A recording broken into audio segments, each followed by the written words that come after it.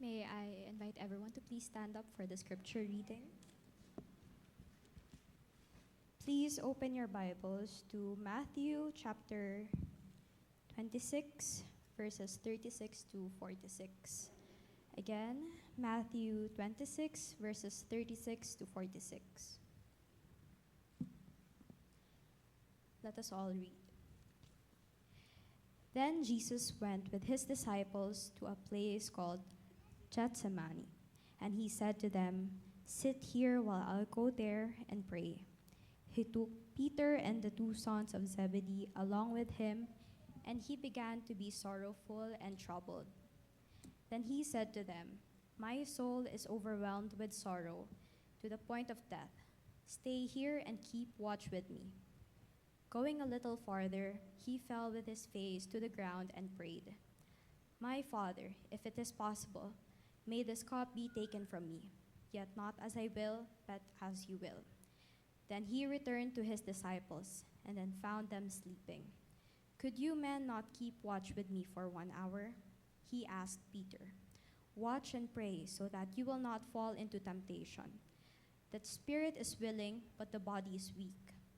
He went away a second time and prayed, "My Father, if it is not possible for this cup to be taken away unless I drink it, may your will be done."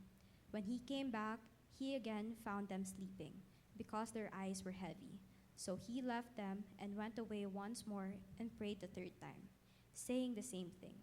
Then he returned to the disciples and said to them, "Are you still sleeping and resting? Look, the hour is near, and the Son of Man is betrayed into the hands of sinners. Rise, let us go. Here comes my betrayer." May the Lord be blessed upon the reading of his word. Let me sit in.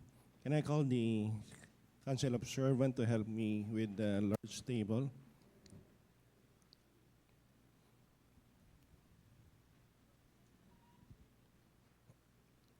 Brothers and sisters in Christ, let's prepare our hearts and mind as we remember what the Lord Jesus Christ has done to us 2,000 years ago. So may I request our council of servant to help me.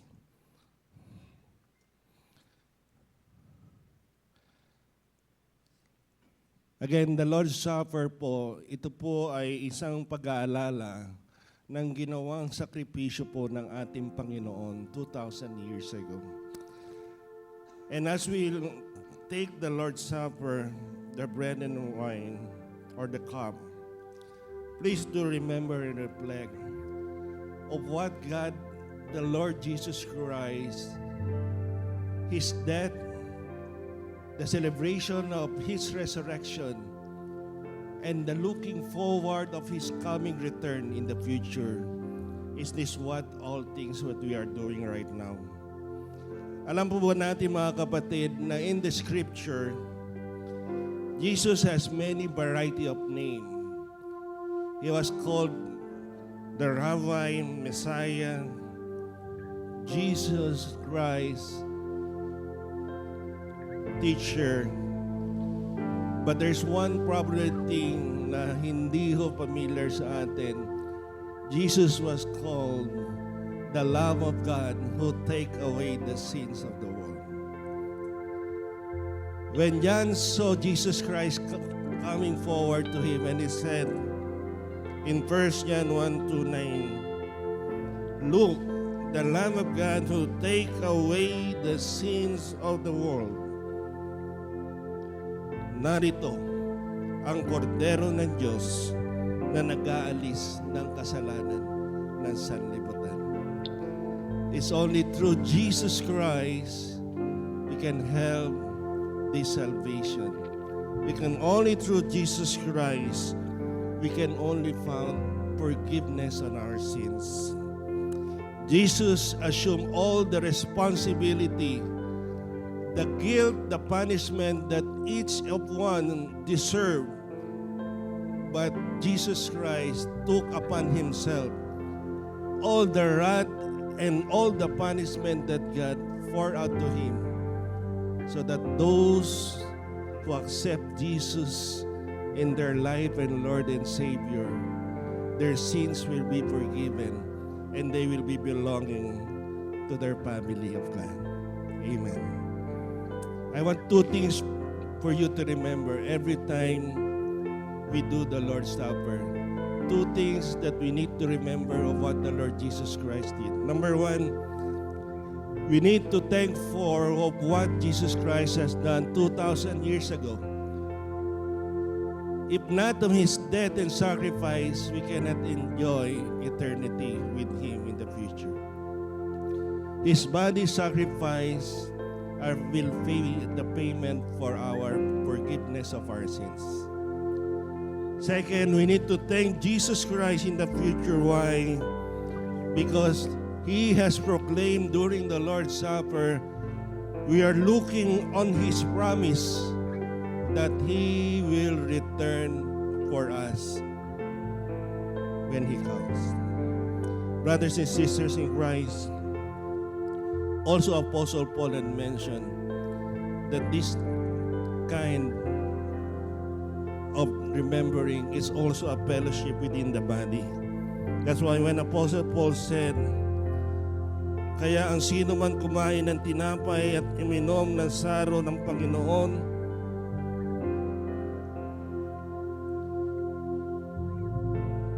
when Apostle Paul said,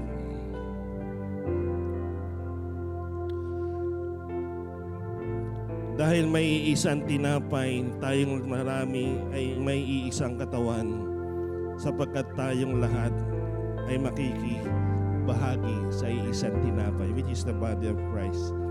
As we take the bread, I want you to remember, it symbolizes the body of Christ broken for us for the forgiveness of our sins. As we take the cup, it symbolizes the blood of the Lord Jesus Christ who was poured out from the cross, so that it is a free sacrifice of our forgiveness, not only on our past sins, our present sins, and our future sins. But before we take, I want us all to examine ourselves. We need to be worthy, as this is a very sacred time for our Lord Jesus Christ. Apostle said, when everyone take the bread and the cup, we should examine ourselves. Why? Sapagkat ang sino man kumain ng tinapay o uminom ng saro ng Panginoon na hindi nararapat ay nakakasala sa katawan at dugo ng Panginoon. Datapwat sisiyasatin ng tao ang kanyang sarili at saka kumain ng tinapay at uminom sa saro, sapagkat ang kumain at uminom ay kumakain at umiinom ng hatol sa kanyang sarili kung hindi niya kinikilala ang katawan ng ating Panginoon.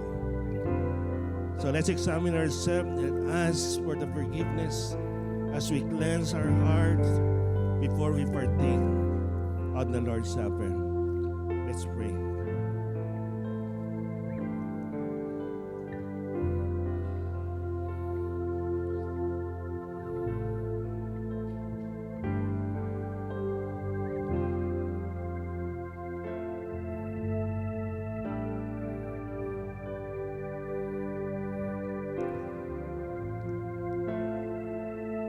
Father God, as we remember Jesus, our Lord, if there are any sins in our hearts right now that are unpleasing to you, we ask for our forgiveness, O Lord.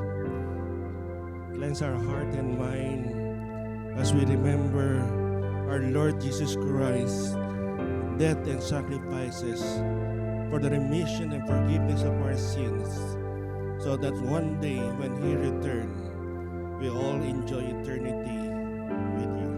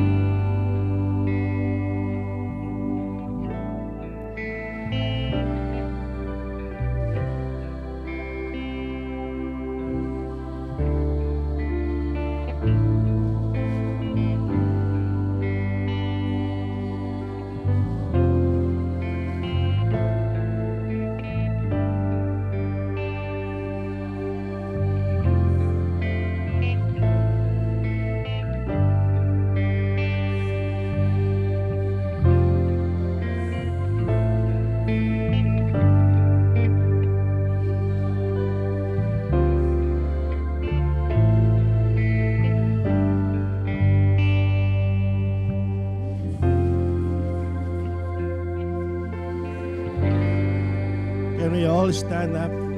Can we all stand up?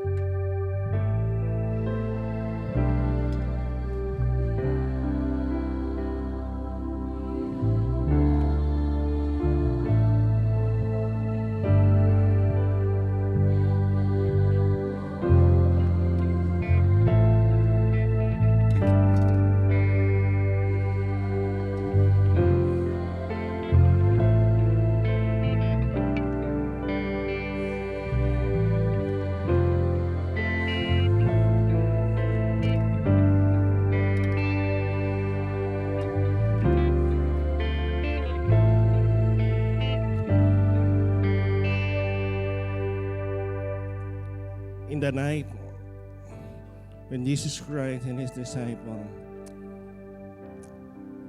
in 1 Corinthians 11, 23 and 29, Apostle Paul said, "For I have received from the Lord, which I also delivered to you, that the Lord Jesus, in the same night in which he was betrayed, took bread, and when he had given thanks, he broke it, and it said, 'Take it, this is my body which is broken for you. Do this in remembrance of me.'" Let's partake of the bread.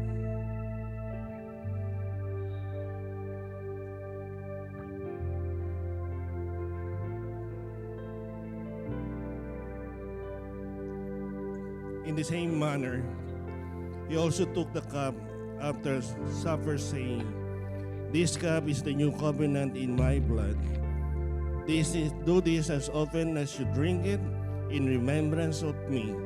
For as often as you eat this bread and drink this cup, you will proclaim the Lord's death till he comes." Let's partake of the drinks of the cup.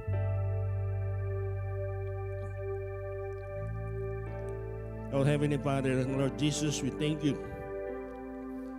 for what you did to us 2,000 years ago. Thank you for your death, that through your death, we have this assurance that we have eternal life. Thank you that through your death, we belong to the family of God. That through your death, we can look forward into your return, so that in this world, we may have tribulation, but take heart, as you said, you have overcome it. We thank you for your promise. We look forward for your return, all for the glory and honor of the Father. In Jesus' name, amen and amen. Let's be seated. Yeah, this morning we'll be hearing a message from beloved Pastor, Pastor Robert, as our Pastor Neil are ministering to our congregation in Gusta. Pastor Robert, good morning.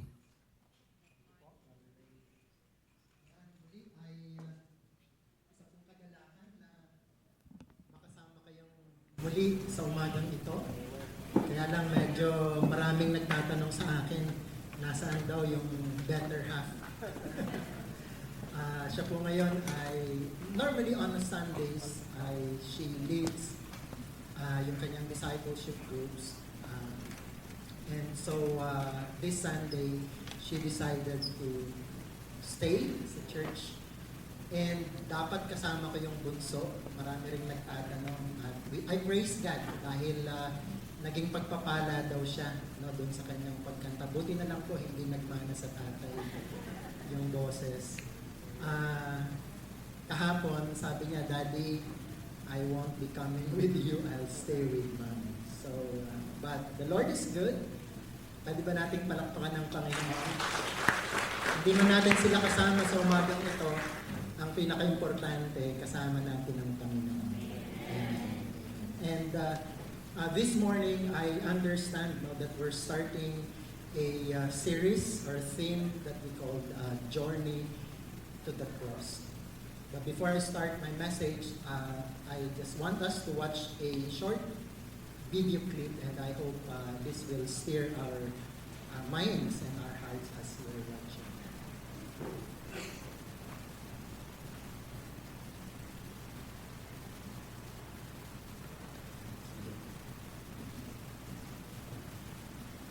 At the height of his anguish in the Garden of Gethsemane, Jesus prayed a prayer that defines the heart of his mission on earth. In Matthew 26:39, we read his words, "O my Father, if it be possible, let this cup pass from me. Nevertheless, not as I will, but as thou wilt." This statement echoes as a cry of pain, and at the same time, a declaration of complete submission to God's will. But what does this prayer mean? And why is it so central to our faith? There, in the middle of the night, Jesus faced the terror of the cup of divine wrath. He knew this cup didn't just symbolize the physical suffering of the crucifixion, but the separation from God and the weight of all humanity's sins. Yet his prayer was not a selfish plea to escape. It was a demonstration of absolute obedience and trust in divine sovereignty. He showed that, even in the face of indescribable suffering, God's will must always prevail. This moment in Gethsemane teaches us a powerful lesson about true faith. Jesus didn't deny his pain or pretend to be emotionally ready for what was to come. Instead, he was transparent with the Father, expressing his human desire, yet fully submitting to God's divine will. This submission was not a sign of weakness, but the greatest display of strength and faith the world has ever seen. Jesus' prayer also confronts us. How many times do we pray, asking God to take something difficult away from us, yet fail to truly surrender control to him? Gethsemane reminds us that Christian faith is not a life without pain, but a journey of trust, even in the darkest moments. In Gethsemane, Jesus spoke of something mysterious and terrifying in his prayer, the cup. In Matthew 26:39, he cried out, "O my Father, if it be possible, let this cup pass from me." But what was this cup, so dreadful that it caused the Son of God to sweat drops of blood and pray in deep agony? It was no ordinary cup, but something that transcends human understanding. Jesus was referring to the cup of God's wrath, a symbol used throughout the Bible to represent divine judgment against sin. Isaiah 53:5 captures this powerfully. "He was wounded for our transgressions, he was bruised for our iniquities." The cup of God's wrath, therefore, was the cost of our redemption. Jesus not only bore the weight of sin, but also faced the judgment we deserved. By accepting this cup, he revealed the extent of God's love and his willingness to pay the ultimate price for our eternal salvation. Gethsemane teaches us that the most intense spiritual battles are won through total submission to God. Jesus, as our example, showed that it is in prayer, trust in the Father, and determination to fulfill his will that we find the strength to overcome even the darkest challenges. Amen. Amen. Wow. By the way, disclaimer po, hindi po ako ang original na nag-create ng video. I found it, medyo mahaba siya, but I chose to shorten for the sake of our time. But I think it has powerfully put in a nutshell what I want to share with you this morning. And this morning we titled our message, "Not my will, but your will be done." Yeah, medyo, okay. So, and kanina makikita natin, no, that the Lord this particular time, went to a place that is called Gethsemane. And I don't know if you have heard what that word meant, but Gethsemane simply means an olive press. No? In fact, it is a place where olive trees were. No? Ito po yung, kaya nga, during this particular night, doon po sila sa pinatawag na Mount of Olives. And in the midst of that mountain is the Garden of Gethsemane. Kaya po may olive press doon sapagkat dito po sa lugar na ito, kumbaga pinipiga yung olive para mapakatas yung olive oil. And probably for most of us familiar sa olive oil, probably gumagamit ng olive oil. But what is most interesting is that there is a picture. Later on, makikita natin yung sinabi ni Luke, no? That at this particular moment, there is some profound picture, no? That while the Lord is praying on this particular place, para siyang pinipiga to the point, sabi ni Luke, that he was sweating with, his sweat was like a drop of blood, sabi ni Luke.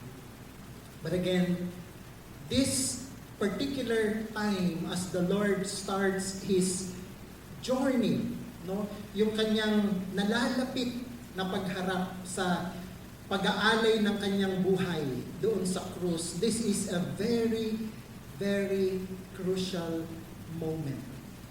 And there are three things, no, na gusto kong i-share sa atin sa umagang ito. And I hope maramdaman natin yung nararamdaman ng Panginoon, because the verse particularly tells us in verse 37 that at this point in time, he began to be grieved and distressed. Hindi lang po ito ordinaryong lungkot. Napaka-lalim nung kanyang kalungkutan, yung kanyang kapighatian na nararamdaman at this particular moment. In fact, this was not just said once. In verse 38, again, the Lord Jesus Christ Himself said to them, "My soul is deeply grieved to the point of death." I don't know if you feel that, no? Pero yun po yung nararamdaman ng Panginoon at this particular time. And even because of that, sabi niya, remain here and keep watch with me. He can't stay alone. And by the way, for those who are among us that might be going through some time of deep distress and grieving, please don't be going through that alone. Even the Lord Jesus Christ Himself, at this particular time, took with Him three of the most closest, parang redundant, yung pinakamalapit sa Kanya, si John, si James, tsaka si John, si James, tsaka si Peter. At sabi niya sa kanila, "You keep watch with me." And He left them. Beyond a few steps away, He fell on His face and prayed, saying, sabi niya, "Father, if it is possible, let this cup from me. Let this cup pass from me." But He didn't stop there. Anong sabi niya? "Yet, not as I will, but as you will." The first thing na gusto ko na makita natin dito is that the Lord Jesus Christ, hindi lang basta, tatlong S po ito, no? Hindi lang basta siya nag-surrender. In fact, it was a painful surrender. Paki-click po. Tulong na lang po sa ating multimedia. Now, Jesus painfully surrendered His will.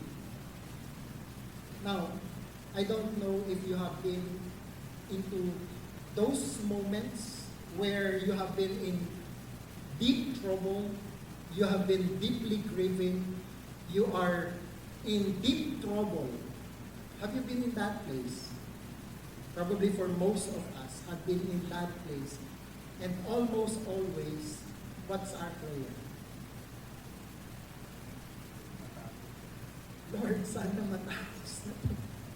Lord, alisin mo ko sa kalagayan nito. Lord, sana mapagtagumpayan ko ang bagay na ito. Let me say this.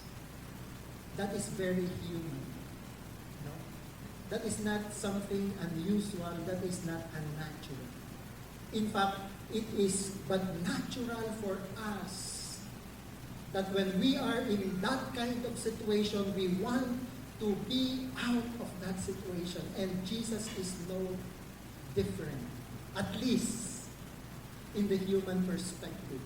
Pero katulad nung narinig natin kanina, hindi po, bagamat gusto niya sanang hindi pagdaanan yung bagay na yon, hindi niya po yun gusto dahil gusto niyang tumakas. But most often, human as we are, pag tayo po ay dumadaan sa ganong kalagayan, gusto nating takasan yung ganong mga sitwasyon sa ating buhay. Tama ba? Pero here we learn the Lord Jesus Christ. The Lord Jesus Christ, while He say, Father, if it is possible, kung posible, sabi nga, Lord, kung posible, but not as I will, but as you will, or your will be done. Alam nyo, hindi po madali ang mag-submit. Hindi po madali ang mag-surrender. Tama po ba? Napakahirap po. And as a pastor for more than 20 years or so, I've been in many situations, no, na para bang gusto kong sabihin sa Panginoon, Lord, pwede bang tama na? In fact, there was this particular moment nung kami po ay nagsisimula sa aming ministry sa Cavite. 1 year in that pioneering work, the Lord has blessed the ministry. We're able to launch a small group of people, believers, and we celebrated our first anniversary, but just a few months after that, alam niyo po ang nangyari? Yung aming pong, we went to Cavite in a leap of faith. When I say leap of faith, as in, we go there not knowing what will happen. We know some people, we challenge some friends to support us, and that's it.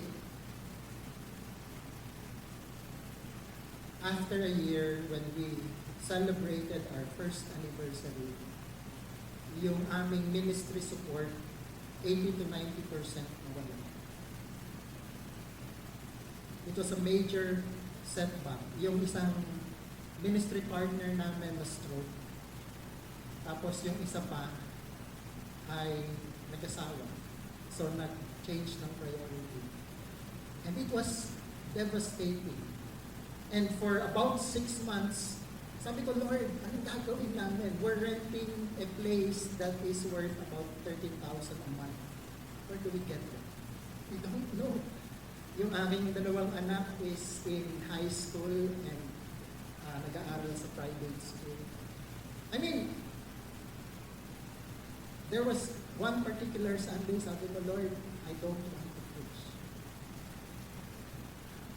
Kaya ang ginawa po ng asawa ko, nag-download siya ng mga preaching and then they do it online. No? While I myself, sabi ko, Lord, parang I want to throw it all away. Kasi parang, alam niyo yun, yung pakiramdam. No? But that particular Sunday, alam niyo yung ministry supporter namin na stroke, nang tumawag sa akin. Sabi niya, basta ka na. And you know, I was in tears. Because I thought, parang, alam niyo yun, gusto mo nang, ayaw mo nang maglingkod. And then all of a sudden, God in His humor, may papadala siyang tao para lang kausapin ka, gustuhin ka. Now, the word surrender here does not mean giving up and throwing it all away. It was a purposeful surrender to pursue what God will is. In fact, yan, medyo hindi sumasabay po yung ating video. Now, what is so amazing that during this moment, when our strength is lacking, God knows it. In fact, sabi po dito in the account of Luke, para makita natin yung picture of the pain and the struggles and the agony that the Lord is going through in His humanity, because He was fully 100% human and at the same time fully 100% divine. Sabi diyan, verse 43 ng Luke 22, now an angel from heaven appeared to him, strengthening him. Nararamdaman niyo ba yun? Yung panahon na gusto niya nang mag-give up, then the Lord all of a sudden will do something that will encourage you, will do something that will give you enough strength to keep on. Especially in the worst and in the darkest moments of our lives. Alala niyo po yung footprint in the sand? There are times na parang nararamdaman natin, Lord, bakit kung kailangan kita, bakit feeling ko nag-iisa ako? Ang totoo po, ang sabi doon, hindi naman talaga nag-iisa. Akala mo nag-iisa ka lang because you see only a set of footprint. But what you don't understand is that at that particular moment, it was the time that I was carrying you. Kaya yun ang nakikita natin. Akala natin, iniwan tayo ng Panginoon. But there was never such time because He promised He will never leave us nor forsake us. Pwede ba natin palampakan ng Panginoon? Pero dito makikita po natin that the Lord Jesus Christ did not just surrender, yung kanyang kalooban. It was a painful surrender because He was looking at a particular moment. Ano yung sinasabi niya na kung pwedeng hindi niya pagdaanan? Yung cup. Ano daw yung cup? Narinig natin kanina. It was not an ordinary cup. It was not just the cup that we shared in the Lord's Supper. Oh, that represents the blood of the Lord. It is not that cup that it is referred to. In the Old Testament and even in Revelation, it talks about the cup of the wrath of God. And it is that cup that caused the Lord Jesus Christ to be in deep grief. That He was in so much pain because He is about to carry the weight of your sin and mine. And because of that, He is to face the wrath and the judgment of God. Probably going through that cross, that is easier. But facing the judgment of God, taking upon Himself our sins. Alam niyo, yung for the first time in eternity, He will be separated from the Holy God because of our sin. That is something that He cannot do. Can you imagine for eternity that the Lord has existed? He has been in communion with the Trinity. But for this moment, because of our sin, that He is to take upon Himself for the first time in eternity, tatalikuran siya. huhusgahan siya dahil sa ating kasalanan. Kaya nga on the cross, remember what he said? My God, why hast thou forsaken me? It was real because of our sin that he was forsaken. He faced the judgment of our sin. Sabi ni Jeremiah in chapter 25, 15 and 16, for thus the Lord, the God of Israel says to me, take this cup, the wine of wrath, from my hand, and cause all the nations to whom I send you to drink it. They will drink and stagger and go mad because of the sword that I will send among them. Hindi ko alam kung nakikita niyo yung picture. Sabi niya, they will stagger. Sila ay, ano ba sa Tagalog yan? Parang manginginig or basta hindi mo siya maipaliwanag na pakiramdam na para bang, in fact, sabi niya, they will go mad. You will go insane. Ibig sabihin, just by facing this wrath, it's unbearable. It's unthinkable. Ganun po yung hinarap ng ating Panginoon, such that ang sinasabi niya, if it is possible, that this cup will pass. If that is possible, not to escape it. Pero ang sabi niya, that it just for us to understand how dreadful, no? How heavy, how I cannot explain, no? Ano ang itsura nitong nararamdaman ng ating Panginoon. But something that is so unbearable because of our sin. In fact, sabi po, next please. Sabi ni Matthew, and this is worth noting, sabi niya, and he came to the disciples and found them sleeping and said to Peter, so you men could not watch with me for an hour. Pwede bang sipuhin mo saglit yung katabi mo? Nagising ba? Wala pa pong isang oras. Pero, the Lord surrenders to the Father's will while His disciples surrenders to their weakness, to their sleep. Kumbaga, yung kanilang antok. Sometimes, ganun yung surrender sa atin eh. It's helpless, it's hopeless, but not with the Lord. That's the difference. No? When the Lord surrendered His will, it's not hopeless, it's not helpless, it was purposeful. No? It was intentional for a reason and for a purpose. It was meaningful. Pero, hindi tayo siya. But He is like us in every way. Naramdaman niya yung naramdaman natin. Amen po? Kaya nga, pag dumadaan po tayo sa kahirapan, alalahanin natin ang Panginoon. Pwede natin piliin mag-surrender. Not in the sense of what happened to the disciples, not in the sense of what almost happened to me, but in the sense of the choice that Jesus did. He surrendered in order to do the will of the Father. Now, dito makikita natin for the second time, the Lord prayed again. Sabi niya sa verse 42, He went away again the second time and prayed, saying, Father, if this cannot pass. Nagbago ba?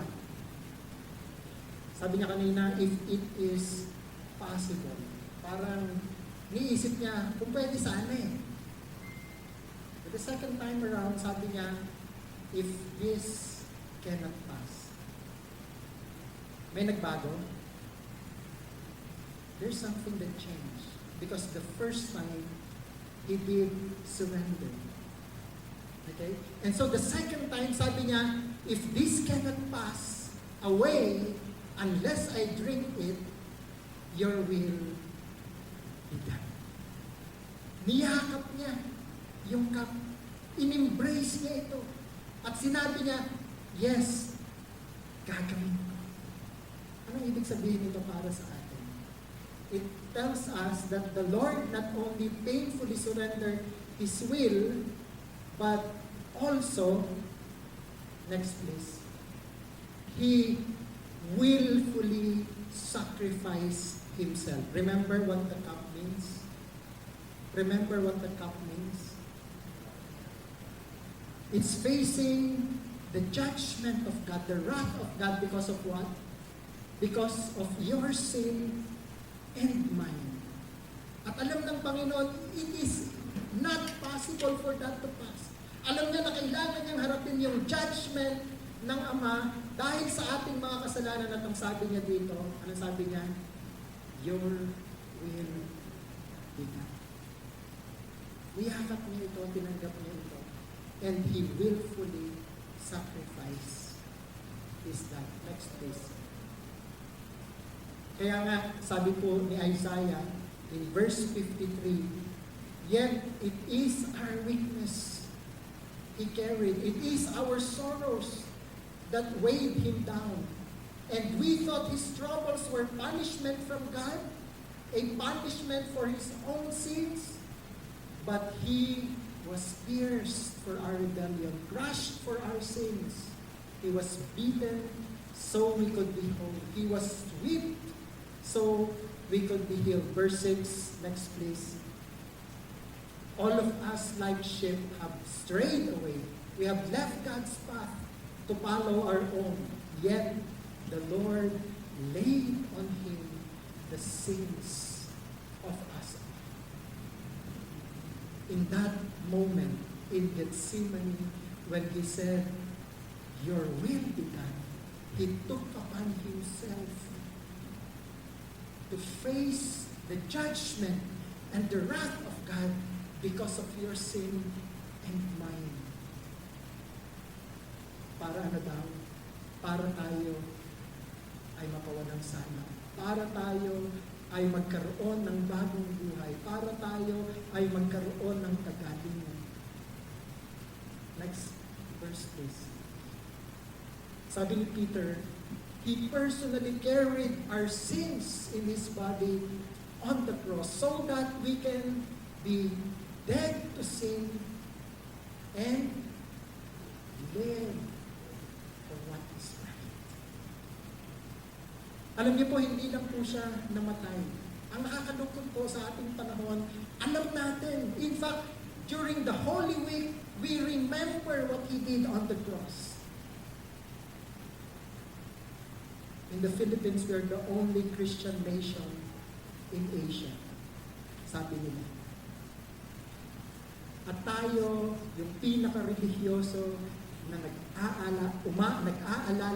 umaalala sa ginawa ng Panginoon during this time of the year. Pero honestly, we don't truly and fully understand what it meant.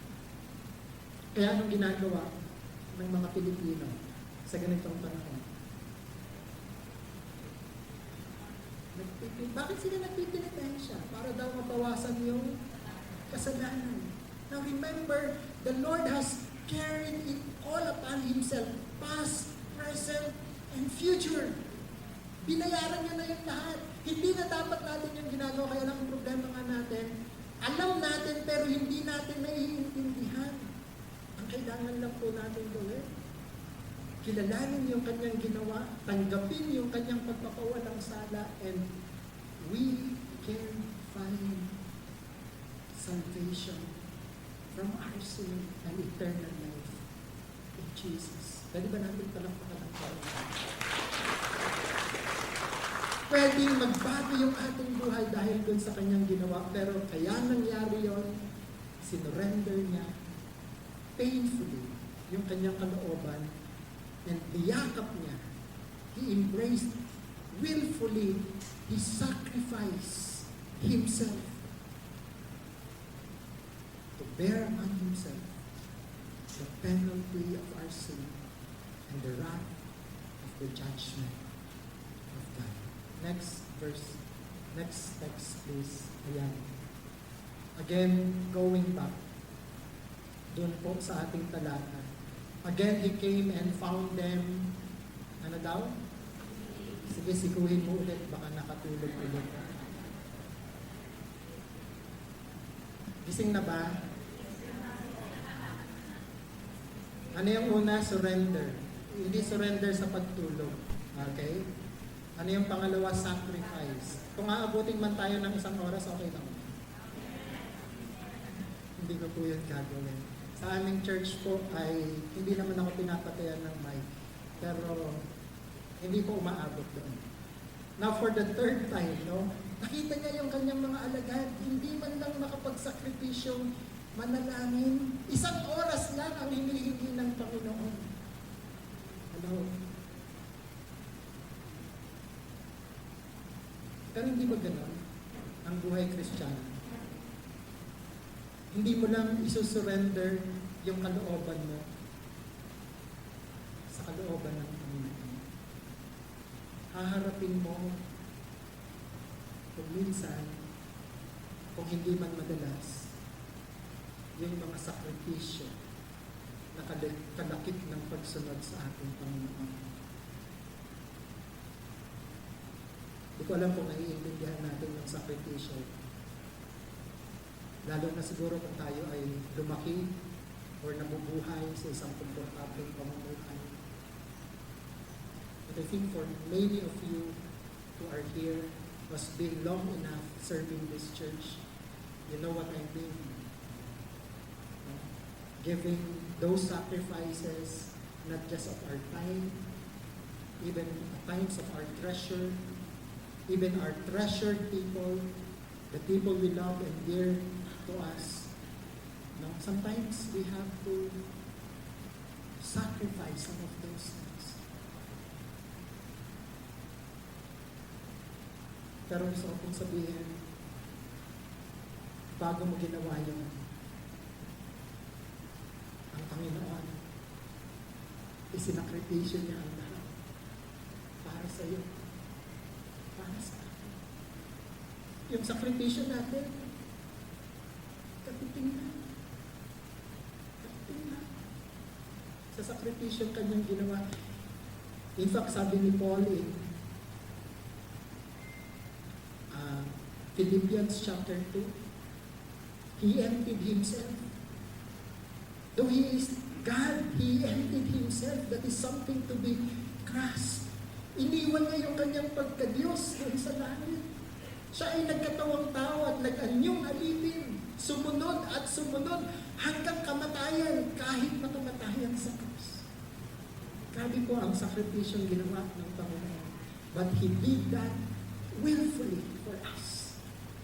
He did that willfully for you and for me. He did that willfully so that He can bear our sins, so that we can live our life right back to what God intends for it to be. But He prayed the third time. Hindi pa siya natapos. Doon sa pangalawa, nanalangin siyang muli. Next slide, please. After praying, alam niyo, hinahanap ko ano kayang sinabi niya doon sa pangatlo. Unfortunately, wala po akong nakita.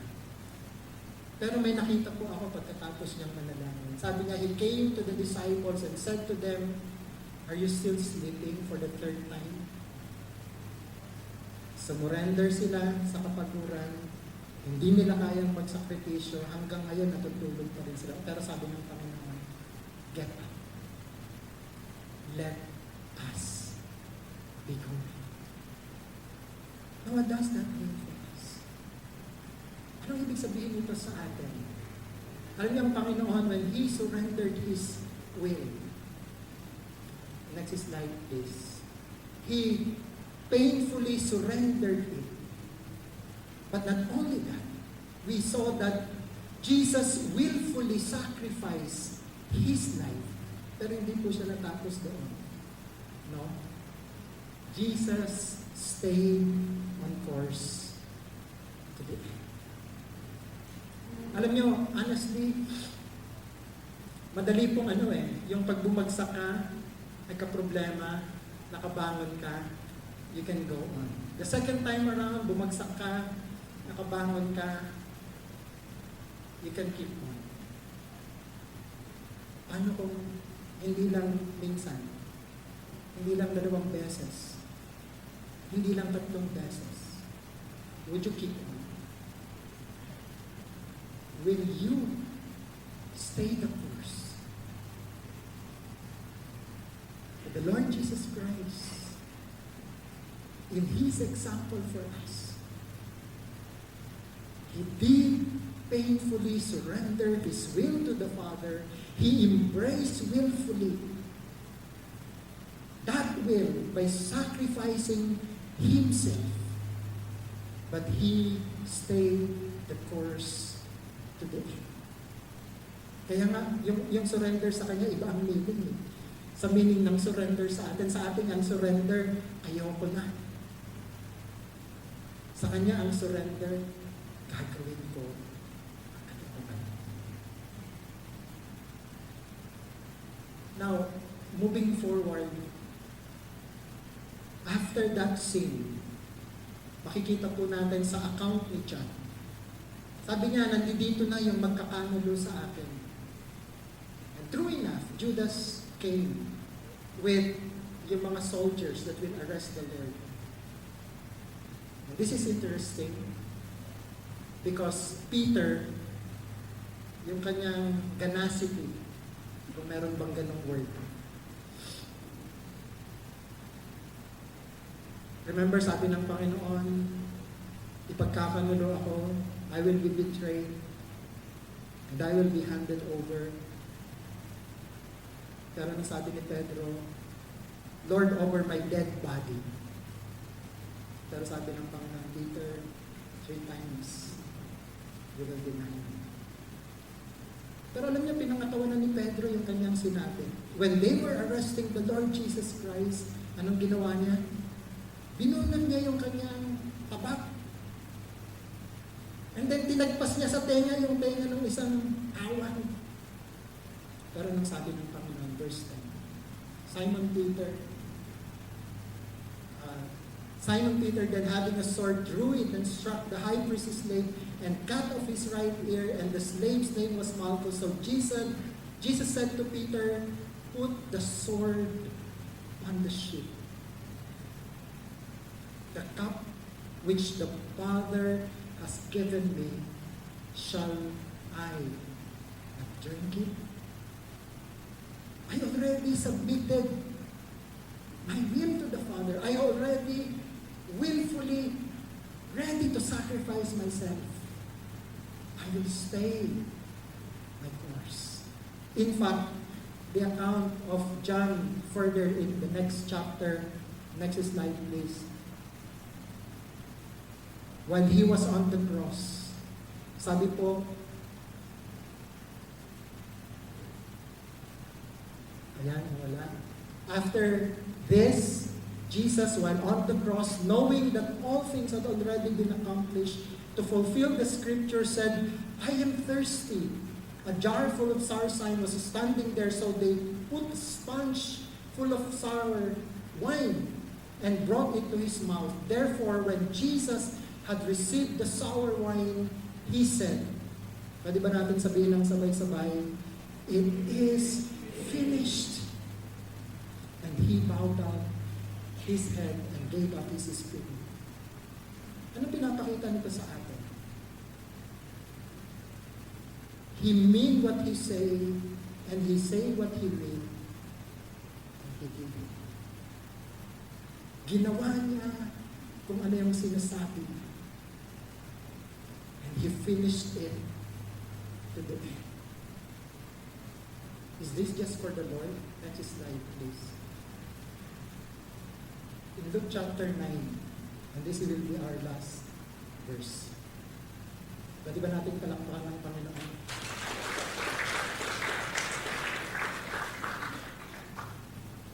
Just immediately when He said, and predicted his death, sabi niya, the Son of Man will be lifted up, referring to his crucifixion on the cross. Alam niyo, sabi ng Panginoon in verse 23 of chapter 9, and he was saying to them all, if anyone wishes to come after me, he must deny himself, take up his cross daily, and follow me. The journey to the cross is not just a journey for our Lord. Ulitin ko po. The journey to the cross is not just a journey for the Lord. Sige lang, natin yung Panginoon. Sige lang, sa akin.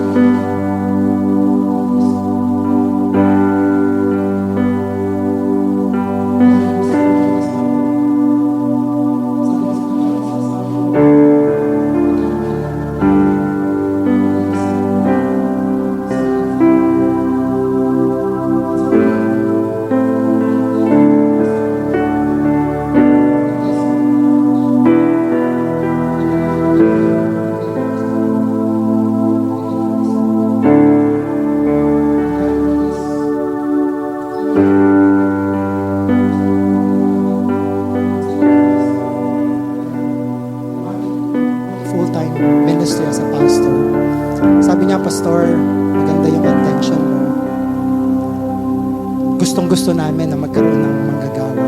But let me tell you the reality. Sabi niya, right now, the church is supporting me in addition to what he is receiving from the main church, 10,000 a month. Sabi niya, kung okay sa'yo, hati tayo. Magkano yan? 5,000. Pastor, okay lang.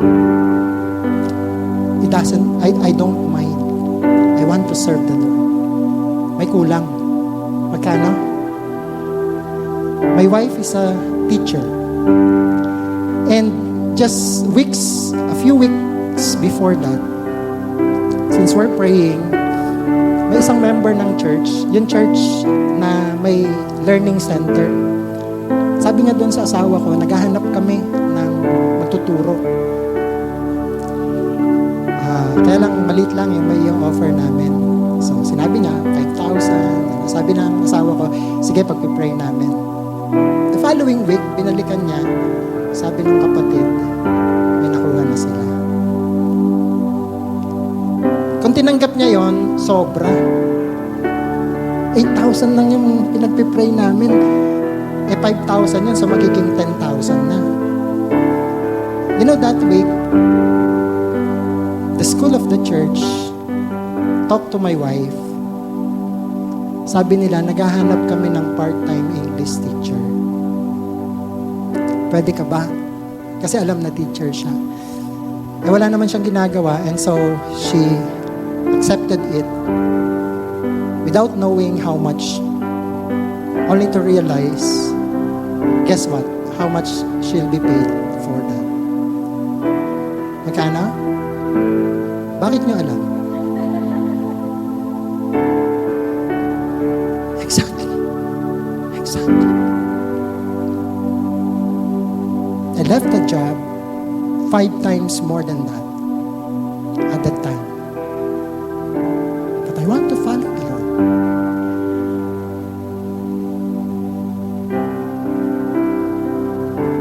Alam niyo kung ako masusunod, gusto kong itaguyod ng maayos yung aking pamilya. And I can do that. I want a better future for them. And I'm thinking I can do that. But you know what I realize? Lord, that might be what I want. But is that what you want?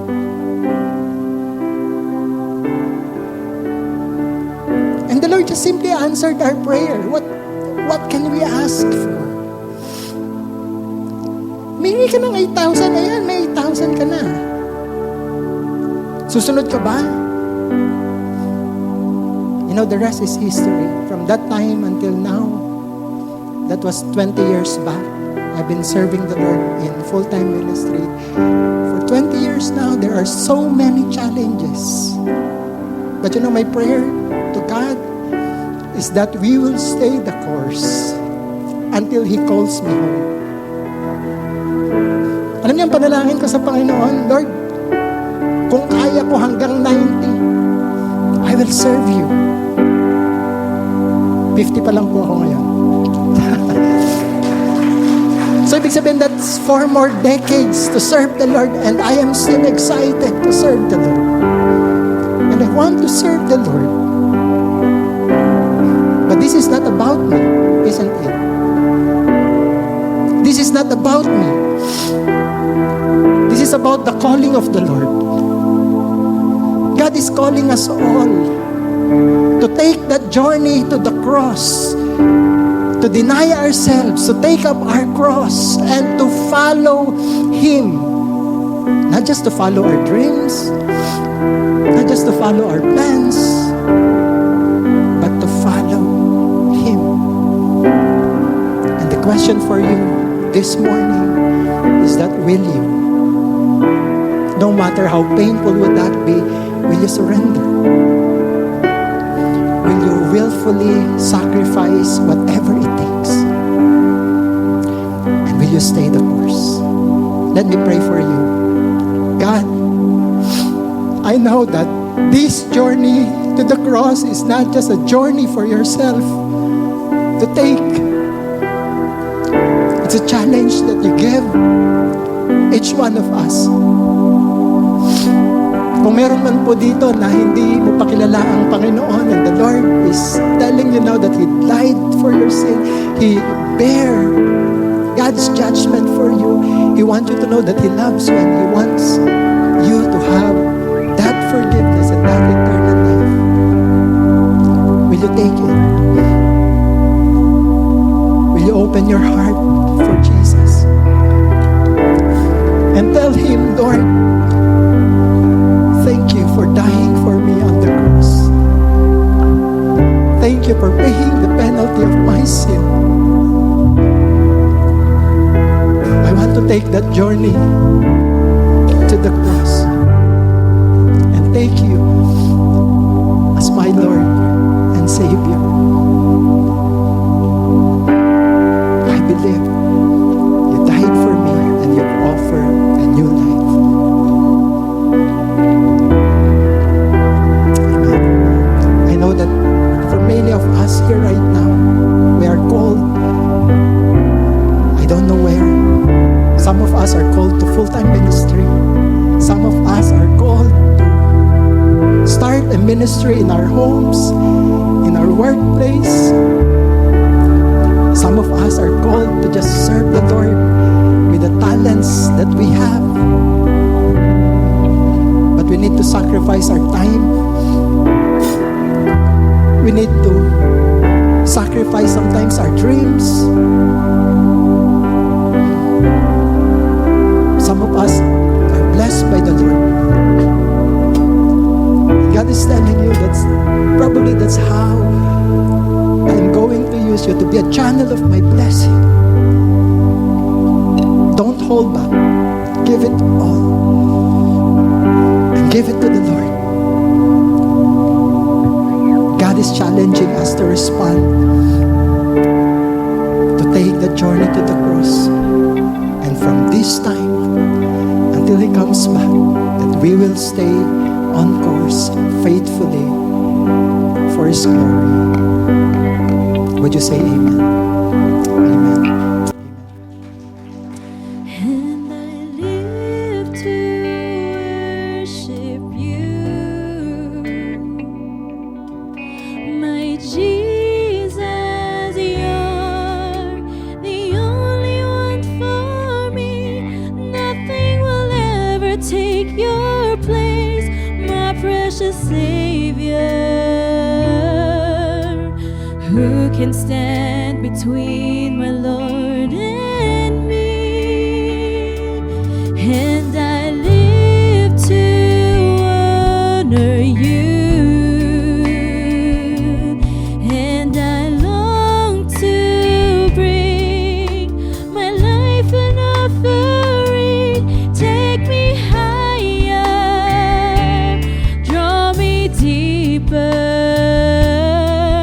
I give all to be with you, and I live to worship you, my Jesus. You're the only one for me. Nothing will ever take your place, my precious Savior. Who can stand between my Lord and me? And I live to honor you,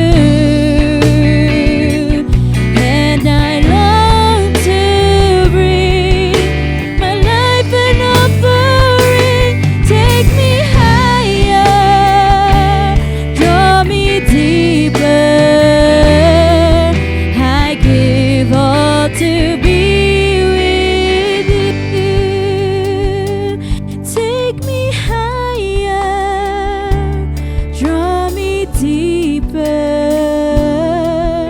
I give all to be with you.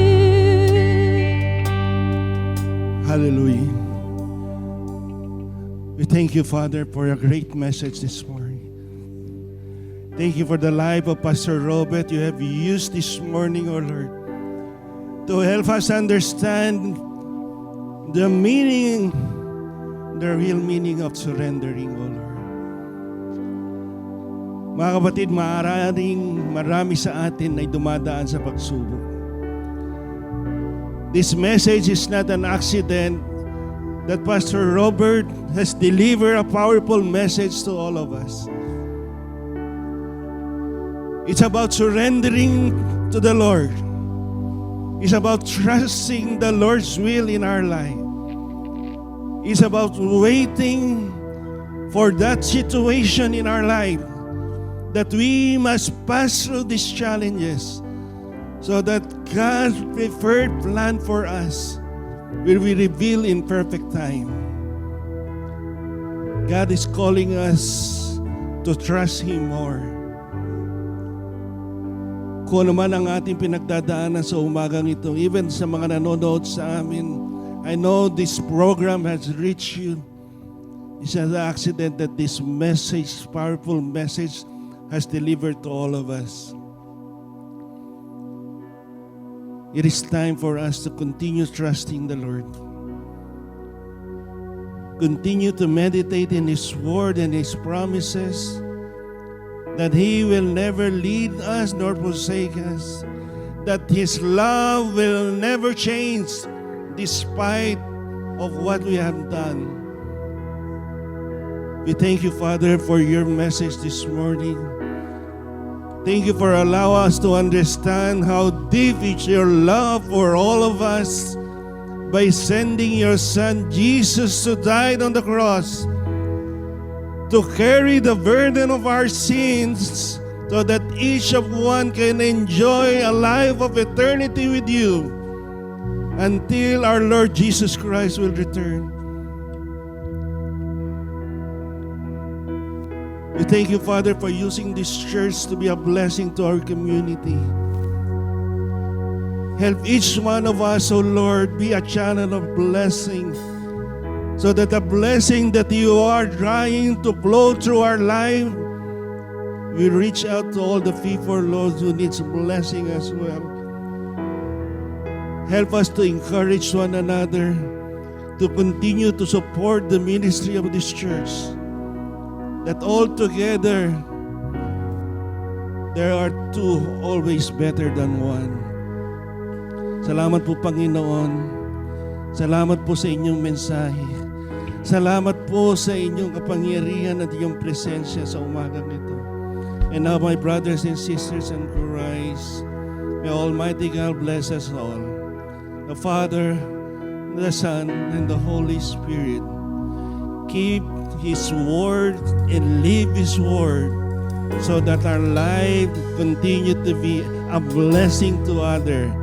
Go out and be a blessing, all for the glory and honor of our God the Father, who lives and reigns forevermore. And all God's people will say, Amen and Amen. Glory to God. Hallelujah. Praise you. You are the way, the truth, and the life. Live by faith and not by sight. For you, we're living all for you. You are the way, the truth, and the life. We live by faith and not by sight. For you.